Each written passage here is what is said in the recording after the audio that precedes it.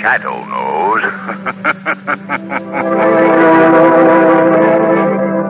Once again, your neighborhood blue coal dealer brings you the thrilling adventures of the Shadow, the hard and relentless fight of one man against the forces of evil.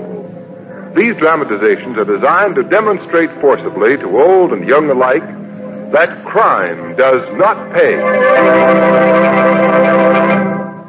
We do not have to worry about coal this winter. The anthracite industry expects to produce several million tons more than it did last year, so you can be sure there will be enough coal for everyone. However, your fuel dealer needs your patriotic cooperation to aid in planning deliveries so that everyone will have enough coal for immediate need. Remember, we must share and share alike. Don't demand delivery of more coal than is actually needed for your present heating requirements. There is no need to hoard. Cooperate with your fuel dealer.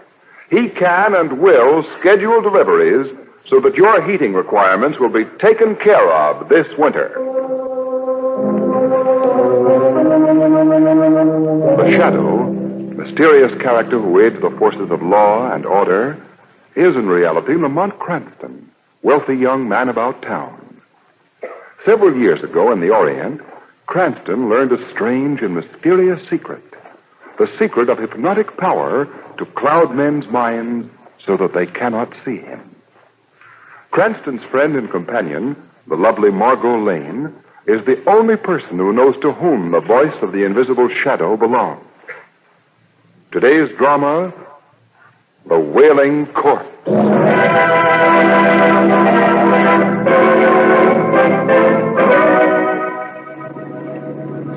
Mr. Van Dyke, as your lawyer, I protest against this fantastic idea. Danforth, my mind is made up. You have your orders. Very well. I'm sending Joan to my place in Carolina. She will hear nothing of this. I will not have my daughter touched with sorrow. She is very dear to me. You understand? Stop here, please. This is the establishment. Shall I wait? No, thank you. Goodbye, Danforth. Goodbye, Mr. Van Dyke.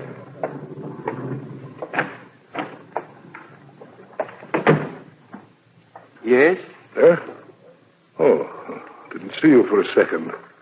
The light is dim. We do keep it rather subdued in here. I'm Ellsworth Van Dyke. I phoned you. Yes, sir. Please sit down and we'll discuss the type of funeral you want. Casket? That's it. Is it possible to have a special casket made? Yes, but of course you realize that the price... Money is no object. Oh, I see. Well, now, what would you like? The casket must be made of some material that will withstand decay. I prefer glass. Glass? Yes, I must have it. Now, how wide is the average coffin? Approximately 3 feet. I want this one 5 feet wide. 5 feet wide. But it will take time to have it made, Mr. Van Dyke. It must be ready within 2 weeks. At that time, you can have the body changed to the special casket. But naturally, you proceed with the funeral immediately. There's not going to be any funeral. Yet. No funeral? But surely you can't wait. I can wait, Mr. Griswold. Eh? Yes. You see, I am to be the occupant of that coffin.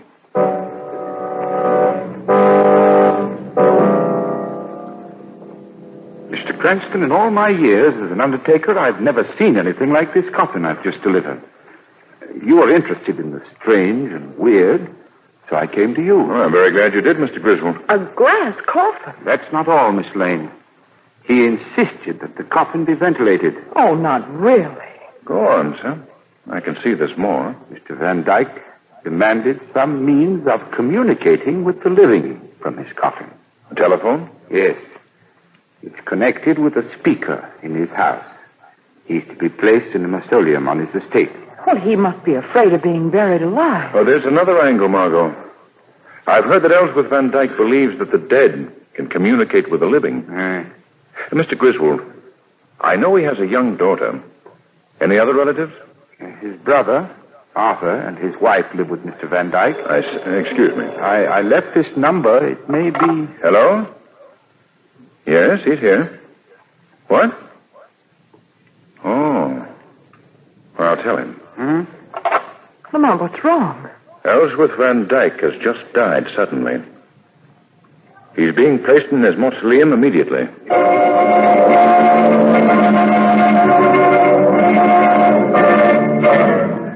Confound these newspapers, making a sensation of Ellsworth's funeral. It was that fool Coffin of his, Clara. Now everybody will be watching us, prying into things. There's no need to break down, Arthur, and act like a nervous idiot. Yes, you can talk. Thank heaven Joan isn't here to ask questions. What sort of questions, Uncle Arthur? Joan, darling, how did you get here? By train, Aunt Clara. I came as soon as I heard that Father was dead. But who told you? You weren't to hear. Oh, it wasn't your fault, I heard. Someone phoned me about Father. Who did that? I don't know. They said it was a friend. Oh, Joan, you poor darling. Don't touch me, Aunt Clara. You think I can't see through you. You hated my father. Both you and Uncle Arthur. Joan, how can you say that? How? Because I know. You hovered over him like two vultures, waiting for him to die, waiting for his money. Joan, I realize you're not yourself. My father wouldn't believe what I told him about you and Aunt Clara. And now he's dead. Father's dead. What are we going to do about her? She's our responsibility now. If she goes on like this, she'll cause a scandal. We've got to do something. Yes, people will talk. Quiet, Arthur. Is that you, Sarah? Yes, Mrs. Van Dyke. Did you ring for me? It must have been Miss Joan, Sarah. Miss Joan? Is she here? She just came home. Oh, poor child. Sarah, you must help us. What do you mean, sir? Joan has her mind filled with all sorts of strange ideas. Yes, I know. You realize that they are ridiculous, don't you? That she's suffering from hallucinations. Well, why don't you answer? I'd better go to her, sir. She needs me.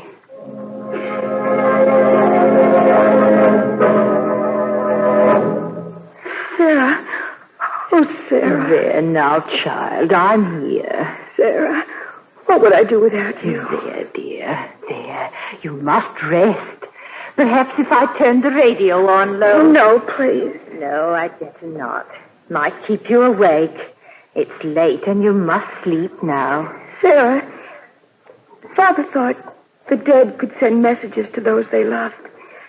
Could it be? You mustn't think, Joan. Just rest. Rest. There, dear. There.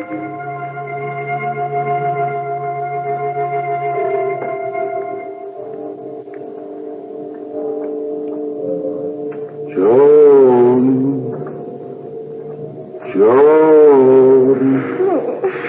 Yes, Father, did you call? It was Father's voice. Joan. Father, why don't you answer me? Father, where are you? Where are you? Answer me.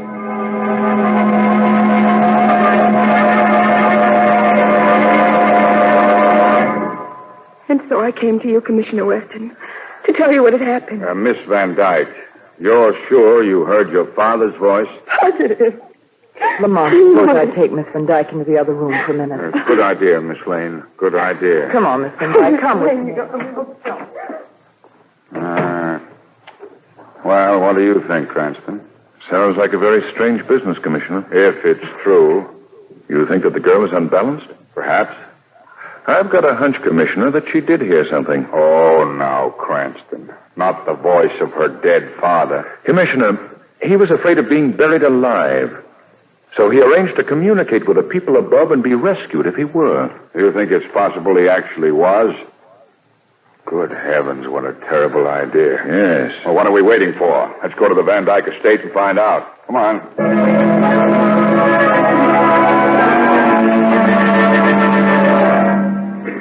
Mr. Van Dyke, you understand that the police can exhume your brother's body if circumstances justify it. Commissioner Weston, surely you don't take the ravings of a poor hysterical girl seriously enough to act on them? Uncle Arthur, you must listen to me. No, Joan, my brother is dead. He must be left in peace. Well, if he's really dead, how do you explain the voice? Voice? What voice? Miss Van Dyke says that last night she heard her father calling to her. She heard his voice? Just after 2 o'clock, I was awakened by my father calling my name. Oh, it was a dream. No, I was fully awake. I know my father's voice. Mr. Van Dyke, did you hear the voice? No, I heard nothing. If it had been my brother speaking from his tomb, everybody would have heard it. The merest whisper there is magnified into a shout in that receiver he set up in the hall. Mrs. Van Dyke, did you hear anything? Nothing. Sarah, you were with me until I fell asleep. Did you hear anything? No, child. I heard nothing. You're all looking at me as though I were out of my mind or something. I tell you, I heard my father calling. Oh, doesn't anyone believe me? Joan, you must be calm. When you've had time to rest, you'll feel less excited. I want an investigation. I demand it. I won't have it, you hear? Why not? Why are you afraid to have anyone examine him? I know why. Because you murdered him. That's a lie. She should be One moment, please. Murder, eh? Now we're getting somewhere. He has no proof. Maybe we'll find proof. We've got a motive. Motive? What possible motive could I... Money. Right. Van Dyke, if you could get this girl shut up as insane, perhaps you could grab his money. That's motive for murder. My brother died a natural death. It was pretty sudden, wasn't it? He slipped away in a coma. What was the cause of death? It was certified as heart failure. There was nothing wrong with my father's heart. We'll find out. I'm going to have an autopsy. May I speak, Commissioner? I was Ezra's lawyer. What is it, Mr. Danforth? I have kept silent till now, but Mr. Van Dyke's will expressly forbid exhumation of his body. Now, what? Just a moment. If the police decide to exhume... The heirs would lose their money. Under those conditions, any one of them could stop you by an injunction, Commissioner. Then Mr. Danforth, you're against me, too. Oh, now, Joan, dear. You're all against me. All of you. Joan, wait. Leave me alone.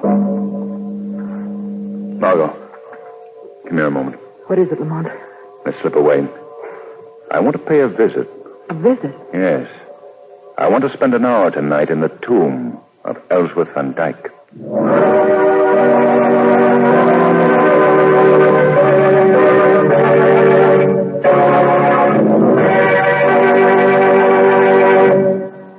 Our government has asked everyone to work together on a plan which will permit delivery of some coal to every bin. Consumers who have large supplies of coal on hand have been asked to withhold orders for additional delivery. Those who need coal at once should order only enough to take care of immediate needs. There is no shortage of coal, but your dealer has a real wartime delivery problem. You can help solve this problem by notifying your dealer of the approximate amount of fuel you will require for the entire winter. This will enable him to carefully plan deliveries so that everyone will be taken care of. Planned deliveries will also cut down on gasoline consumption as well as save wear on tires. Another thing, remember there is no advantage in placing duplicate orders with two dealers because this only complicates distribution. Your blue coal dealer has received hundreds of new orders for coal, and he is anxious to see that everyone is taken care of. Your friendly cooperation will make possible the delivery of enough coal so that no one need suffer from cold. And now, back to the shadow.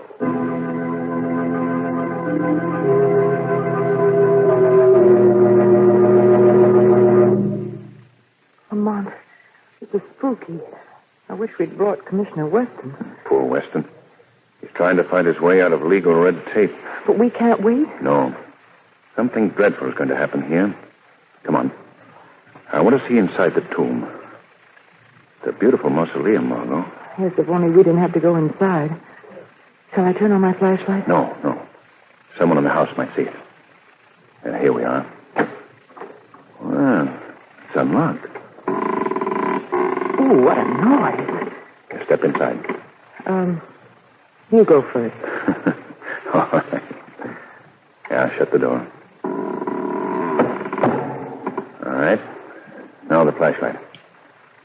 Why, it's just an empty room. Listen to the echo. Speak low. Where do they keep the bodies? In the crypt below, I suppose. That big metal cover slides back. Must be a lever here somewhere. Oh! Look down into the crypt. Hold them out. Turn the light that way. There it is. Ellsworth and Dyke's coffin. Why, it's huge. But there aren't any stairs going down. So it seems. Well, no one could get down there without help. Don't stumble, Margot. Hush. 2 o'clock. Joan. That's it, Lamont. That's the voice she heard. Joan. Father. Father, you've come back again. Father, speak to me.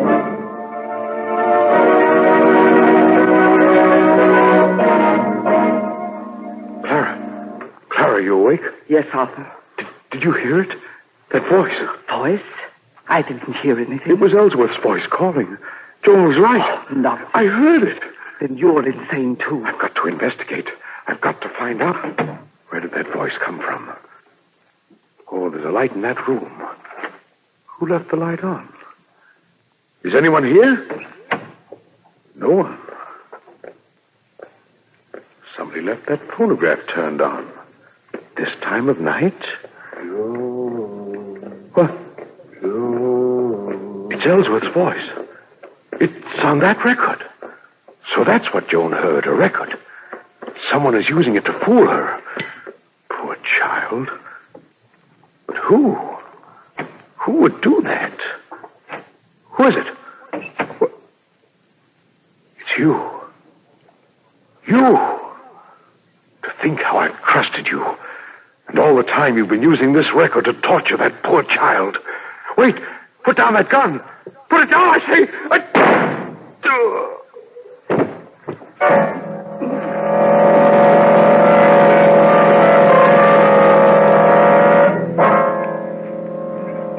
Well, Cranston, I think somebody murdered Arthur and tried to make it look like suicide. Not a very skillful job, either. Yeah. Weston, did you notice this phonograph?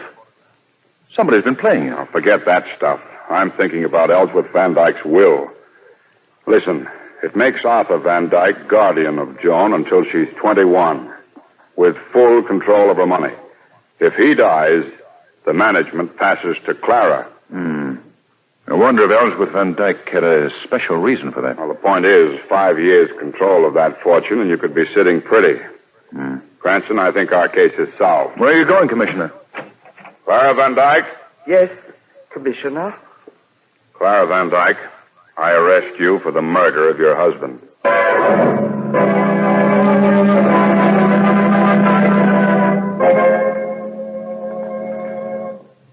But Lamont, why come here to the Van Dykes in the middle of the night? Arthur's dead and Mrs. Van Dyke is in jail. Yes. So the person behind this thinks that the coast is clear. Margot. What? There's a light in the tomb. Come on, quick. Why, the door's open. Yes. And candles burning. Look, Lamont. You were right. There is a staircase going to the crypt. That wall is a sliding panel. Someone opened it. Come along, Margot. Down into the tomb? Well, what do you think we'll find? The end of this mystery, Margot. And the criminal. Hurry. All right. Flash a torch around it. Oh, there's no one here. Lamont, what was that? The panel's closed. We're locked in. Oh, Lamont! Say, I know that voice. Yes. Yes, you know it. Sarah! Why, it's Sarah speaking from overhead. Yes, through that opening. You'll pay for your meddling, you fool. Sarah, it's you who killed Arthur Van Dyke. Yes, I killed Arthur. And I made Ellsworth Van Dyke want to die. Sarah, how did you do it? I lied to them, all of them, about each other. Well, what motive could you have? To drive Ellsworth Van Dyke's daughter insane. Insane. And you can't stop me, for you're going to die, too. Die. Down there. Lamont, we're locked in. What can we do? I'm not sure, Margot. But I think that... Listen. What's that? Lamont, that noise. There's someone here in this vault with us. Steady, Margot. Turn your flash that way. Lamont. Lamont. In the coffin. The body's moving. He's tapping on the glass. The coffin. It's opening. He's sitting up. Margot, stop. It's all right. He's alive. It's Ellsworth Van Dyke. Come here. It was Sarah. Mr. Van Dyke. It was Sarah all the time. You help me hold him up, Margot. He's very weak. Yes, Lamont. You've been drugged, haven't you, Mr. Van Dyke? Oh, how? No, I did it myself. Had to. To find out who in your house was plotting? Yes. I nearly went crazy, wondering. If you feigned death, you thought matters would come to a head. Yes. Sent Joan away. But Joan's here and in danger. Joan's here? Yes. Look, Ellsworth, I must escape from here. How do I release the panel? The cow wreath up there. Yes? Pull down. Pull down. It opens the panel. Margot, he's fainted. You stay with him. The shadow has work to do.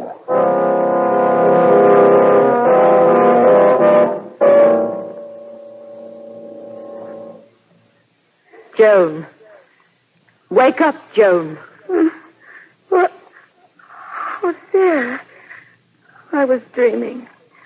I had such bad dreams. I'm glad you're here. Yes. I'm here, Joan. Pains in my head are awful. You've told me how bad they are so many times. I've listened to you. Listen to me now, Joan. What was that? The door opened. Is someone there? No, it must have been the wind. No, Joan. Tell me that I'll get well, Sarah. No. No, you'll never get well. Slowly you'll sink down, down, down into the quicksands of insanity. No. Your brain will turn soft. No. Your eyes will stare sightlessly from your head. Sarah, don't say that. You will pay for the pain you've caused me. What have I done to you? You stood in my way. Always. Sarah, I didn't know. No, Joan, my darling, you didn't. But you'll pay just the same. I swore I'd avenge myself on you all. And I have. Your father is dead. His death hastened by the worry I planted in his mind. And you, my dear, are going insane. No, Sarah. No. I murdered your Uncle Arthur, and your Aunt Clara will pay for it with her life. Now, there's only you. I'll go to the police. I'll tell them. No, you won't, Joan, my dear. I will. You'll do as I say, Joan. Sarah. Here. Sit down. Sit down, I say, at your desk. Now write this. I can't live without you. Father. Father. I am following you. I'm following you. Sign your name. Sign your name. All right. Everything's ready. Now, there's no reason for you to live, is there? No reason. Open the drawer of your desk. A gun. Yes. A gun. Place it against your heart. Now I can go to my father. Pull the trigger, Joan. It'll be very easy. Pull the trigger. Well, why did you throw the gun to the floor? She didn't. The shadow did. Shadow? Where are you? Where did you come from? I can't see you. The shadow cannot be seen by mortal eyes. I've come to right a wrong, to save this girl from your evil plans, and to make you pay for your crimes. You can't save her. It isn't safe to defy the shadow. Tell the truth. Why did you commit these crimes? You said Joan stood in your way. How? Tell me. Her father loved me. Go on. And he would have married me if his brother and that wife of his hadn't told him it was unfair to Joan. So you plotted against his family. I hated them. Ellsworth went away without a word to me. Then I hated him, too. That didn't give you the right to commit crime. You must pay. I'll never be brought to justice. Never. Drop that gun. Oh, how terrible. Death is not as terrible as a crime like hers. Corroding hate drove her to it. And then to death.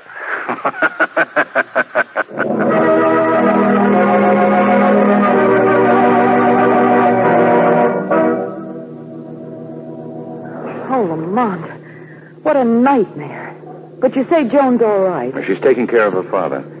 That'll help her to forget the horror she's been through. The doctor says he'll recover. Why, Lamont, he must have been mad to do such a thing. Well, half mad for the moment. But did Joan really hear him calling from the tomb? No, Margot. He was in a stupor for 60 hours from the drug he took. As for the voice, years ago, Ellsworth made a phonograph record of his own voice calling Joan. Sarah played it. But, Lamont, how could Joan hear the record? Well, the phonograph was connected to Joan's radio with a wireless pickup from the other room. Every night as she left Joan, Sarah would fiddle with the radio, pretending to turn it off, but really setting it for the phonograph. Yes, well? Well, then she went to the other room and played the record. Joan heard it from the speaker of her radio. When Sarah lifted the needle, the sound stopped. Sarah was mad, but clever. Oh, Lamont, if it hadn't been for you, why, Joan would be dead. And perhaps Van Dyke, too. Yes. And if it hadn't been for Van Dyke's coming to life, where would we be now? Where would we... Oh, Lamont, don't talk about it.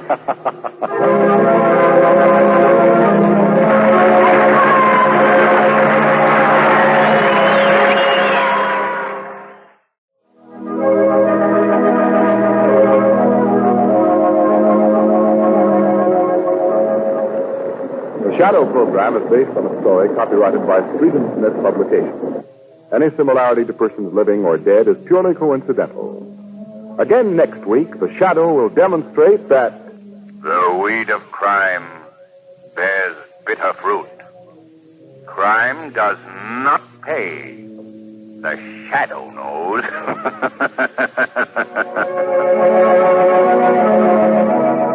next week, same time, same station, your friendly blue coal dealer brings you another strange and thrilling adventure in the Shadow's daring battle against the forces of evil. Be sure to listen. This story produced by the BL&W Coal Company, distributors of Blue Coal. This is Mutual.